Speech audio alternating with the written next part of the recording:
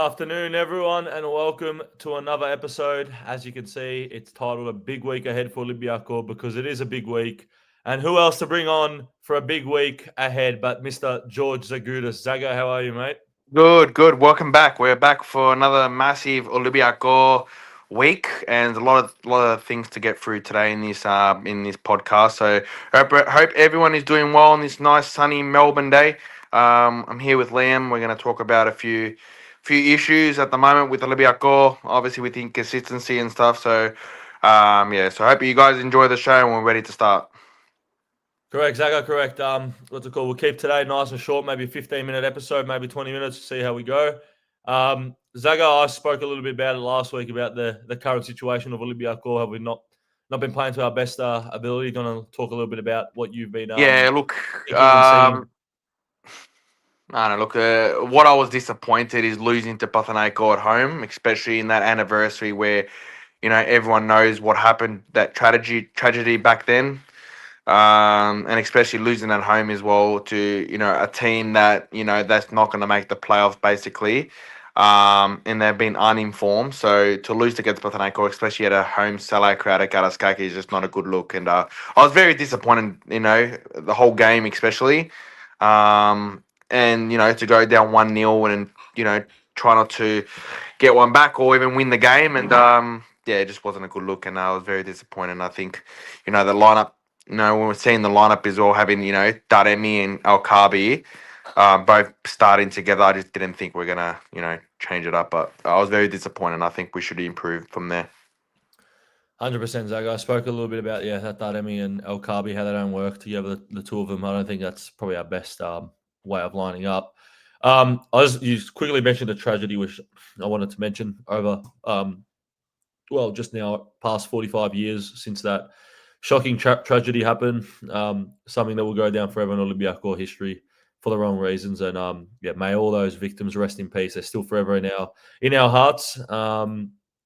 Just wanted to touch on that one just quickly. And it's beautiful that you still see us these, 45 years later, still honouring them and remembering the people that have fallen, and seeing Panathinaikos lay the flowers. It was very nice. So it's good to see, and may they rest in peace, all of them. So thank you for mentioning that as well, George. And as you said, a very disappointing game against Panathinaikos. I've said my thoughts about it. But I think now it's more so a little bit about turning our head and looking forward into what's next for Olympiacos. As I mentioned, the title's a big week ahead because it is a huge week. We've got Olympiacos tomorrow morning here in Australia. Our time would be tonight for Greeks watching. And then we've got Leverkusen in the Champions League in the first leg at Garaskaki, where we want to get off to a good start in that tie. Tell us a little bit about what you're thinking, looking forward over this next week, Zaga. Some big games. Look, this week's massive, especially with Olympiacos and stuff like that. And starting off tomorrow morning against Olympiacos, it has to be a win. No excuses. I know it's away from home. Our away form has been excellent this season. And I think we can always pick up points that we need to, and especially the 2-leg Champions League round 16 playoff against Bayern Leverkusen. We did play them before in the group stage, and we did win at home. So I think it's going to be a tough game, especially the first leg being at home. Is that right, Liam? First leg at home. Yep. Yeah, so first leg at home in front of a sold out Garaskaki. We gotta make the use of it. So I think it's a massive week for Olympiacos, and it'll be a massive week in terms of the squad and how he picks up the squad and stuff. I wouldn't be surprised if they have not a full team tomorrow morning, and maybe rest some players for the Champions League. I don't know. I might be wrong, but especially with the Champions League being on Thursday, it's like a 4-day period, and I don't think we want to be starting our full team for a game where it is a 3-point, it is a must-win game, 100%. But I just feel like it won't be a full strength team, and they'll be resting most of the players for Thursday morning. Yep. That's a great point. That's a fantastic point. It's very. And like you said, it's going to be a very hard decision because we need to win this game. And Olympiacos are fourth on the ladder at the moment, playing good football. Obviously, We need to, yeah. They got knocked out of the cup against Offi, so they've got nothing left other than the league. They're going to be playing their best side. And this is not an easy game away from home against a team It's we not. struggled to beat at home this year. If you remember early on in the year, 3-2 Yeah, we beat it's them. not. It's So it's a not. tough decision for Medleybar to make. Is he going to go full strength? Is he going to go and rest the players he wants in the Champions League on Wednesday? Remembering that we haven't played in about a week now because we weren't in the Cup midweek. So it's interesting. It's very interesting because if you rest players then as well, that means by the time the Champions League comes, they would have not played for almost 2 weeks since they last would have had minutes. So it's a lot of interesting decisions, and I'm not too sure what we're going to see. I think his squad selection, I mentioned it in the last episode, George, has been pretty interesting recently. Only seen Musakiti, off the bench the last few games, hardly been getting minutes. Taremi and El Kabi together, a couple interesting decisions in the midfield and even the defense. It's just really interesting. I have no idea what to expect over the next 2 games, but I'm looking forward to see what he's going to go out with. But what do you think about these Medley Bars decisions recently, George? I don't know. Look, I disagreed in his lineup against Panathinaikos, and I said to you like a few days ago when we saw each other on the Monday, having Taremi as a cam and Alkabi as striker, and they're rotating between each other throughout the game. I don't rate it. I don't rate it because Taremi is a striker. Why would you want to play him cam and have Akabi striker? You have at least one of them on. If it's Taremi, fair enough. If it's Akabi, fair enough. You can't play them both in the different positions. I feel like it was wrong. No, I agree. I fully agree. I think it's well said. I don't think they work together hand in hand. Maybe against a lower side, where you're just going to be pressing and playing, in hour and a half, in our attacking half. I think they can work together, but not against a match. No, I don't agree. I don't agree. It's going to be a bit more even. No, a stronger defense. I don't think it's going to work like that. Because they're both kind of similar players. Taremi a bit more technical, El Kabi a bit more that poacher sort of player. But in terms of builds and everything like that, they're pretty similar. I don't know. I just don't think that the duo work together, especially with big matches like that. So it's going to be interesting what happens from here on out, George. It'll be very interesting considering he does have a big role in his head or in his hands because considering we have a game tomorrow morning, then we're gonna go back to playing a Champions League game where that game is the most important game in our season, especially in the Champions League. Bayern Leverkusen are going to come out firing, of course.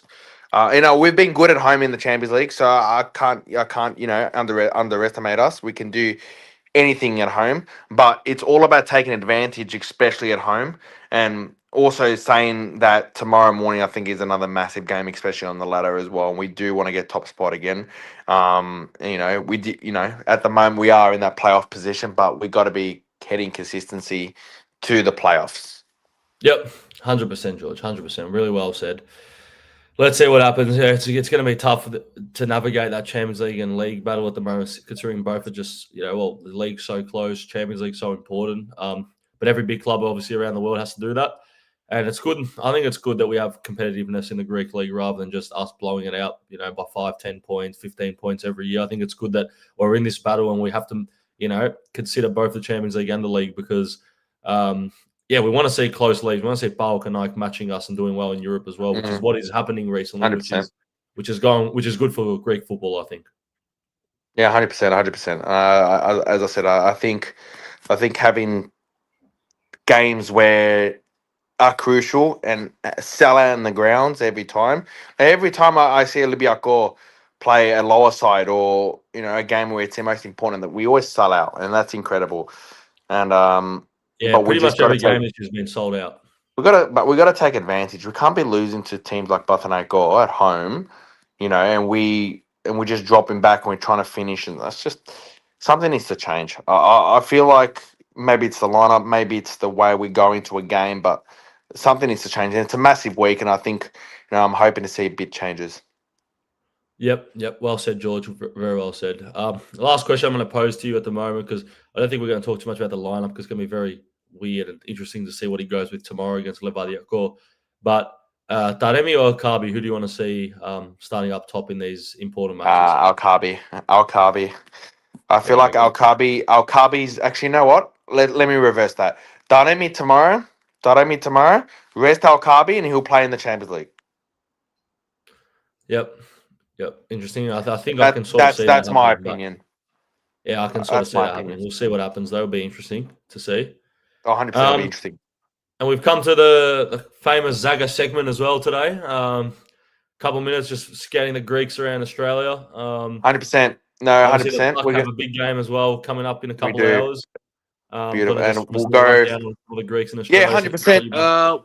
Obviously, a new segment on the podcast as I go through all the Greeks that are playing in Australia, especially in the high under A League, or as they say, the Zuzu A League now these days, and especially in the NPL as well.